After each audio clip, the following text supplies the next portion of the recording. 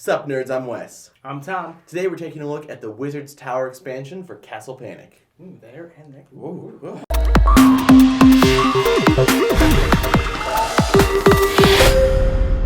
Alright, so on the table we have everything that you're going to get in this expansion. We've got, most importantly, the Wizard's Tower.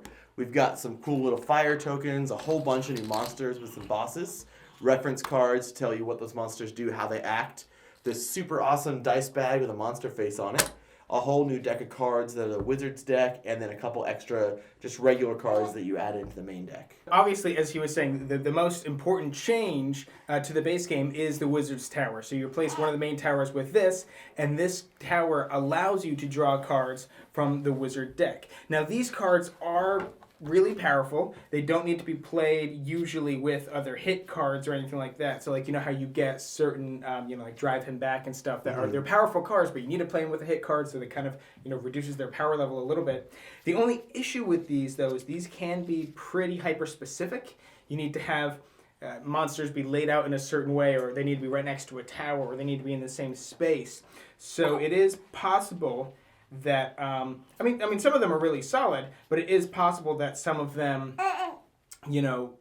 aren't all that useful at the time in which you drew them. Yeah, I did find myself holding on to a lot of these, going like, because they take up a slot that the regular cards would, you almost have this like taking up a slot in your hand until you're actually able to use it, which could be a few turns, and then you feel like you wasted your discard and draw just to get this card. It's not going to help you right now. Since some of these wizard cards are really powerful, and especially the ones that are hyper-specific, when you get them at the right time, they can be really powerful.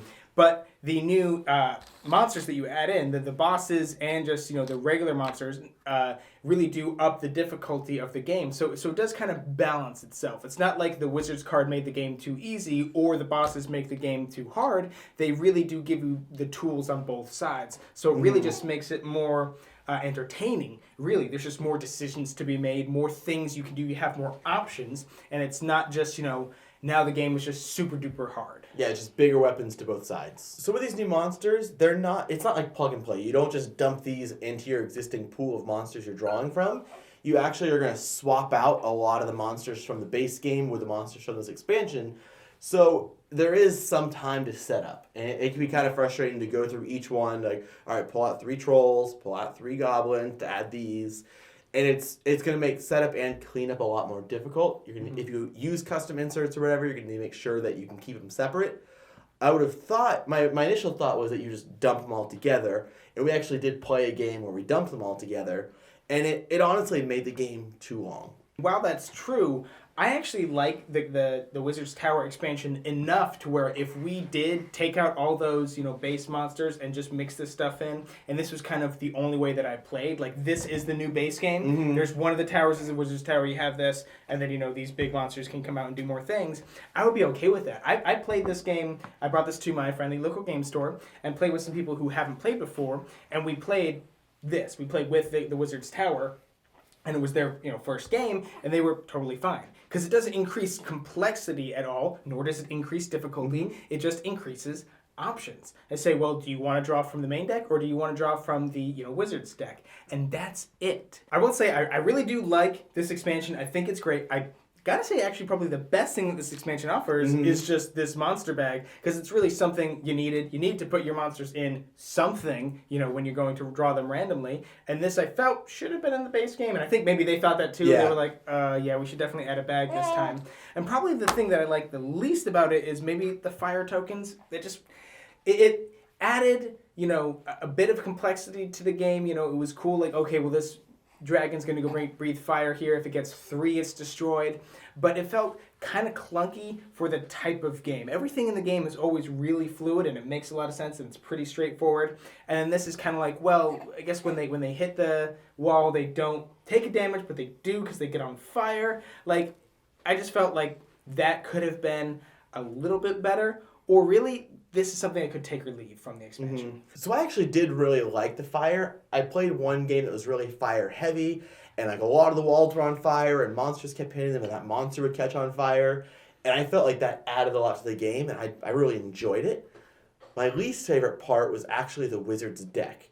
And not that I didn't like it, I think I was just disappointed. I think that I thought I was more excited about it than I needed to be with it called the Wizard's Tower. So I felt like that's gonna be the big thing it adds is a whole new deck of cards that are super powerful.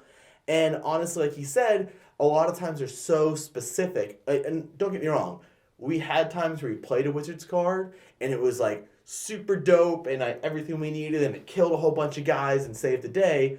But I've also played games where I just never touched the Wizard's deck because I didn't need it. And I feel like that's kind of what I would say about it is I don't need it in the game. I don't feel like protecting my Wizard's Tower to keep this deck in play was that big a deal for me. So overall, we've said a few negative things about it, but I really did enjoy it, and I'm glad I played it. And I, like you said, I probably won't take it back out. I probably won't play just the base game again when I have the expansion available to me.